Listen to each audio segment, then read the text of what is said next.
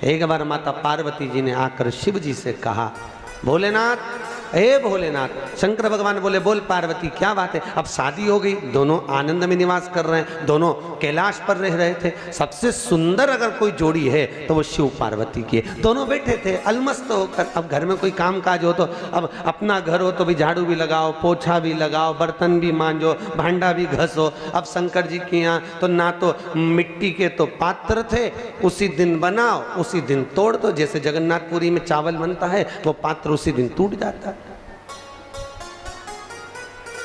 अब जब ही मनाओ जब ही तोड़ दो। तो बर्तन मांजने का कोई टेंशन है क्या? अरे बोलो तो सही कुछ। अब कोई कमरे में पलंग लगा हो, सोफा लगा हो तो सफाई भी हो। अब उनके यहाँ तो कोई सोफा ना पलंग, बैठे अलमस्त। अब दोनों पति पत्नी इतने जोरदार हो गए कि वो भी भगवान का भजन करें और वो भी साथ में करें। ऐसी जुगल जोड़ी भगवान की कृपा से बहुत कम होती है, बहुत कम। क्योंकि हर घर में हम लोग जाते हैं तो कहीं पति धर्मात्मा होता है तो पत्नी गुस्सा करने वाली होती है, कहीं पत्नी धर्मात्मा होती है तो पति गुस्सा करने वाला होता है। और दोनों अगर धर्मात्मा मिल जाएं, दोनों भजन करने वाले मिल जाएं, तो समझ लो कि ये प्रभु की कृपा है, ये प्रभु की करुणा है।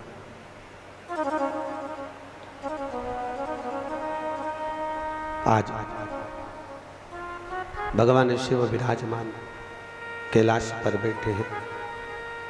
मां जगत जननी जगदम्बा अम्बा माता पार्वती शिव जी के पास में आकर बोली, है भोलेनाथ, हे त्रिकालदर्शी, हे कैलाशी, हे अविनाशी,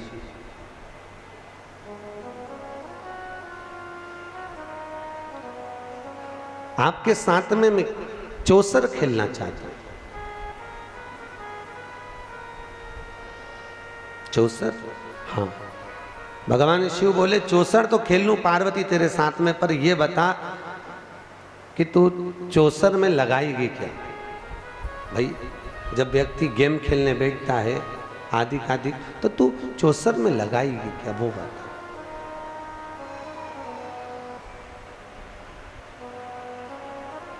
पार्वती जी बोली, प्रभु देखो मेरे पिताजी ने तो दहेज में बहुत सारा सामान दिया, लगाने की तो तुम चिंता करो ही मत, तुम तो ये बताओ कि तुम क्या लगाओगे। ओ बाबा भोलेनाथ जी बोले, मेरे पास जो होगा मैं लगा दूंगा। पार्वती बोली, गिनी तूने चीज तो तुम्हारे पास में, एक गले में बब्बा बैठा, दूसरी रुद्राक्ष की माला, तीसरी बची कुची अगर कुछ है तो वो आड़ा टेढ़ा त्रिशूल, और चौथे नंबर पर कुछ बचा कुचा है तो तुम्हारे तन पर एक मृग। और क्या तुम्हारे पास में बताओ। भोलेनाथ जी बोले, जो सामान मेरे पास में है यही करोड़ों का है। पार्वती जी बोली, बाजार में बेचने जाऊंगी तो सांप कौन लेगा करोड़ में, ये तो बता। सांप करोड़ों में कौन खरीदने वाला है, कौन लेगा इस सांप को करोड़ों में। अरे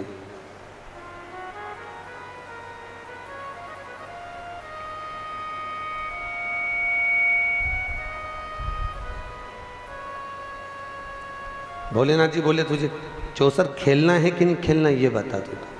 पार्वती बोली, हाँ खेलना। तो शिव बाबा कह रहे हैं, बाबा भोलेनाथ जी करुणा सागर मेरे शंकर कह रहे हैं, मेरे पास में जो है मैं लगाऊंगा, तेरे पास जो हो तू लगाना। ठीक है, लगाओ चौसर। चौसर खेलने के लिए बैठे और बाबा भोलेनाथ जैसे ही पार्वती के साथ में चौसर खेलने बैठे, बस पार्वती चौसर पे चौसर लगाती चली जाती है, पार्वती जी खेलती चली जाती। और माता पार्वती जब चौसर पर चौसर खेलना प्रारंभ करा माता ने, शिवजी ने एक बाण में लगा दी अपनी रुद्राक्ष की माला, पार्वती जी जीत गई। दूसरे नंबर पे लगाया भोलेनाथ जी ने त्रिशूल, वो भी माता पार्वती जीत गई। तीसरे नंबर पर माता पार्वती ने शंकर जी से पूछा, क्या लगाओगे? भोलेनाथ जी बोले, डमरू, वो भी लगा दिया। अब ये सब चीज करोड़ों की है, डमरू वो भी लगा दिया। अब क्या लगाओगे? भोलेनाथ जी बोले, अब मेरे पास तो केवल एक मृग छाला बची है, ये और लगा देता हूं। पार्वती जी ने कहा लगाओ। और भगवान भोलेनाथ ने अपने तन के कपड़े उतार कर चौसर में लगाया और पार्वती जी वो भी जीत गई। अब भोलेनाथ जी हो गए कर्पूर गौरम करुणावतारम संसार सारम भुजगेंद्र नग्न वेशधारी। शिव नग्न वेशधारी। और जैसे ही भोलेनाथ जी नग्न वेश में हुए, जैसे ही भोलेनाथ नग्न वेश में पहुंचे, पार्वती से कहा, पार्वती कम से कम तू जीत तो गई है, पर ये कपड़े जो है ना, ये वस्त्र जो है ना, थोड़े से मुझे पहनने के लिए दे दे। पार्वती जी बोली, प्रभु अब तो मैं जीती हूं तो ये वस्त्र मेरे पास ही रहेंगे, ये वस्त्र मैं आपको नहीं, ये वस्त्र मेरे पास रहेंगे।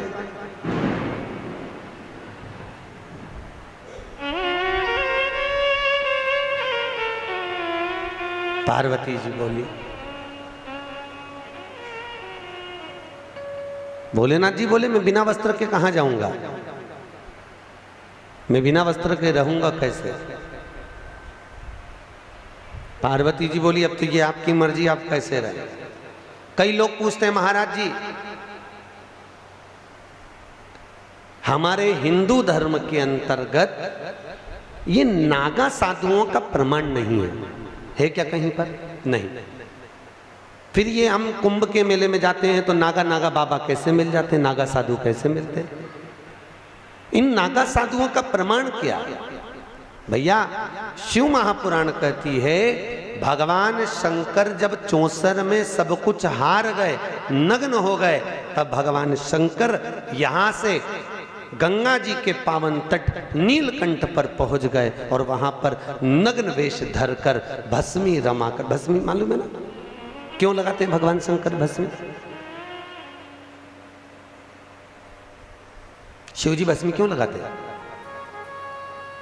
भस्मी लगाने का कारण क्या है? क्यों धारण करते हैं? भस्मी भी 5 तरह की होती है। कितनी तरह की? 5 तरह की भस्म।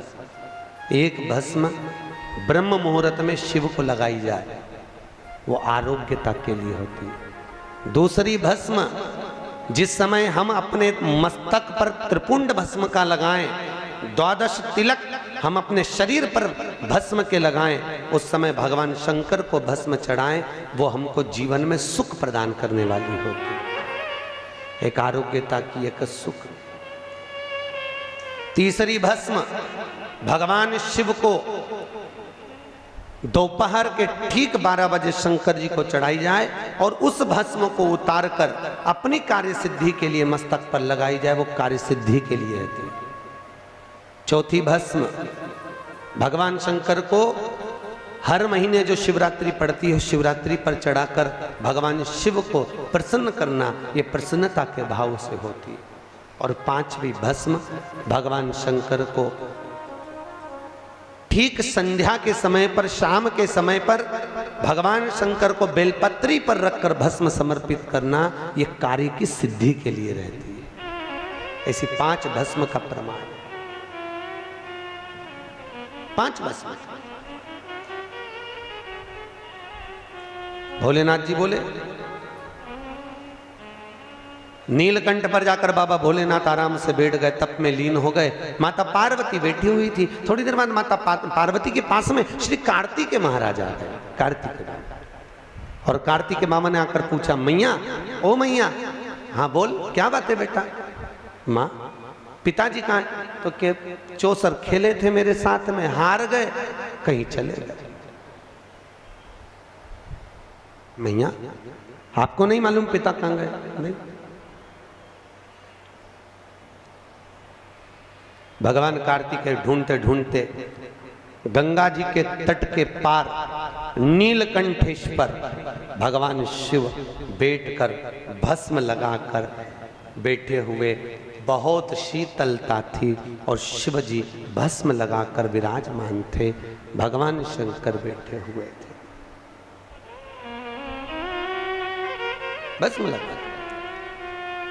कार्तिकेय जी ने पूछा, पिताजी ये क्या दशा बना रखी है? बाबा भोलेनाथ जी बोले ये तेरी मैया की कृपा है।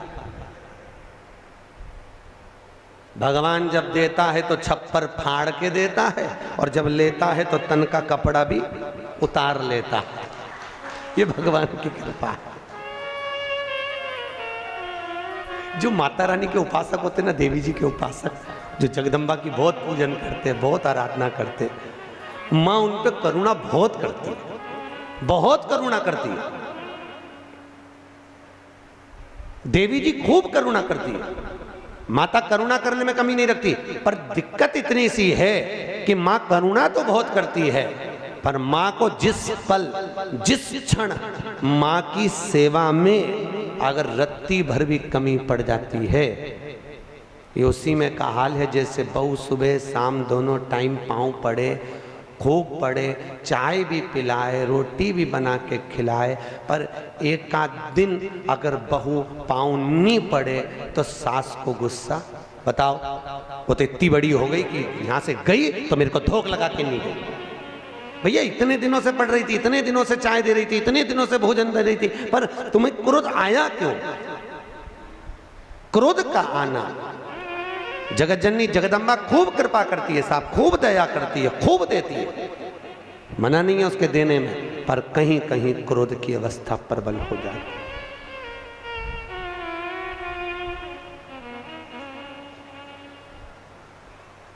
करुणा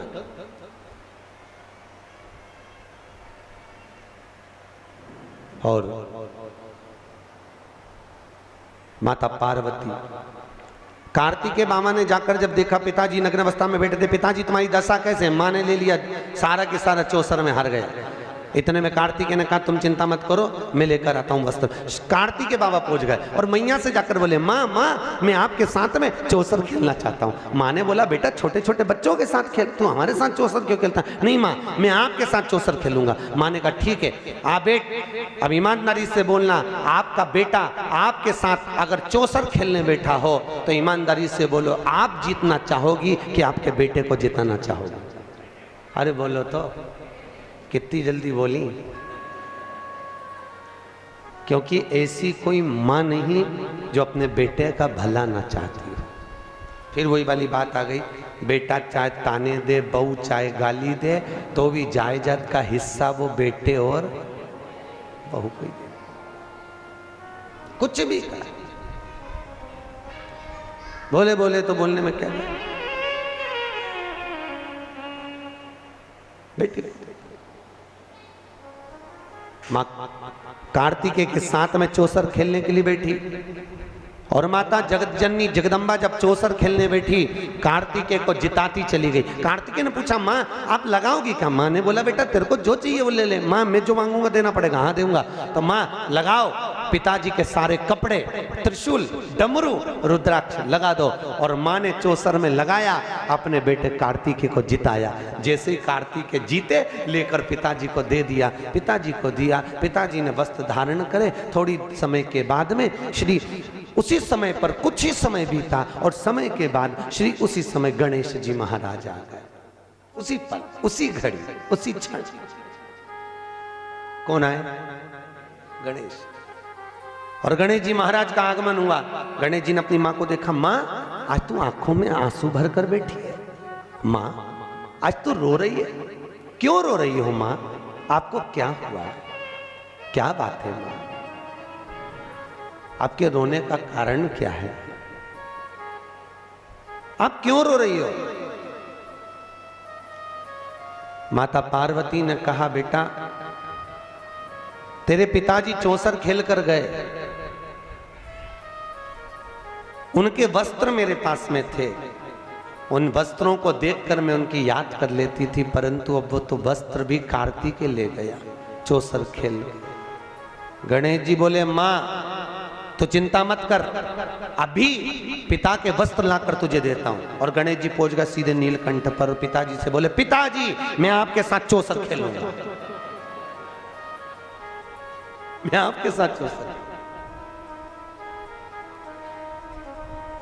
शंकर भगवान समझ गए, आ गया माँ का प्यारा। बड़ा बाप को प्रिय, छोटा माँ को प्रिय, आ गया।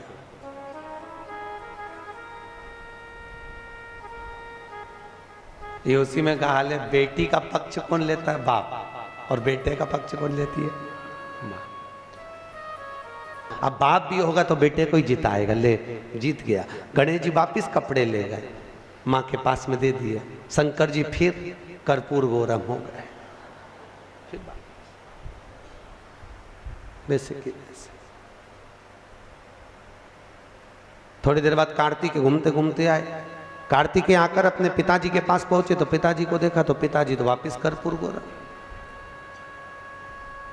पिताजी बोले, कुछ नहीं बेटा, सब मां की चाल है तेरी, सब उसी, आप चिंता मत करो, अब मैं चलता हूं।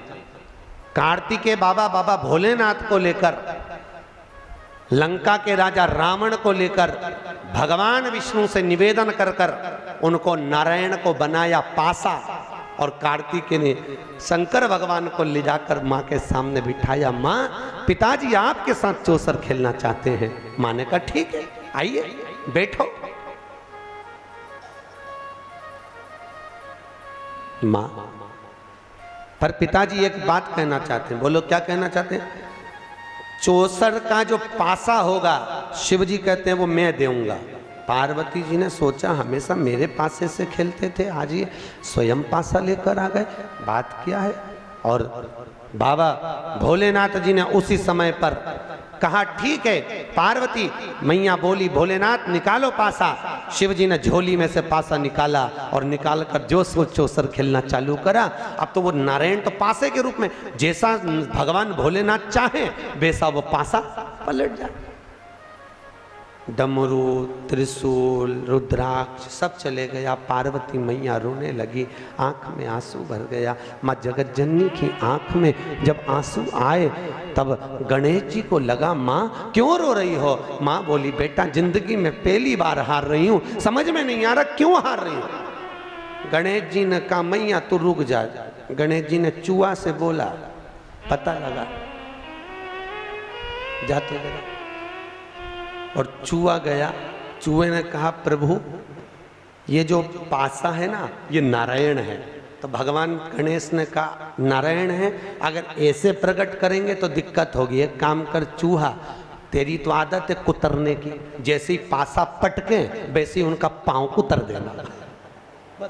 जैसे ही भगवान भोलेनाथ ने पासा को पटका, पासा पटकते ही चूहे ने जाकर कुतर दिया। जैसे कुतरा, नारायण जी उस सामने प्रकट हो गए। और जैसे ही प्रकट हुए, भोलेनाथ बचाओ, भोलेनाथ बचाओ। भोलेनाथ जी बोले, तुमसे कहा था पासे बने रहना, ओरिजिनल रूप क्यों आ गए? भगवान नारायण बोले, ये पूरा कुतर देता। भगवान पार्वती मैया को क्रोध आ गया। माता पार्वती ने कहा, नारायण आपने मेरे साथ छल किया है। ये लंका का राजा रावण तुम्हारे साथ में बैठकर निर्णय देने खड़ा है। मैं श्राप देती हूँ, इतना प्रेम तुम दोनों में है तो तुम्हें श्राप देती हूँ, लंकाधिपति रावण तुम्हारा वध ये नारायण करेंगे और इनको नर तन में पृथ्वी पर आना पड़ेगा। और कार्तिकेय, तू छोटा होकर इतने बड़े बड़े विचार रखता है, तुझे श्राप देती हूँ, जिंदगी में कभी तो बड़ा नहीं होगा। और कार्तिकेय छोटे की छोटे बने रहे, छोटे से। कार्तिकेय कभी बड़े नहीं हुए।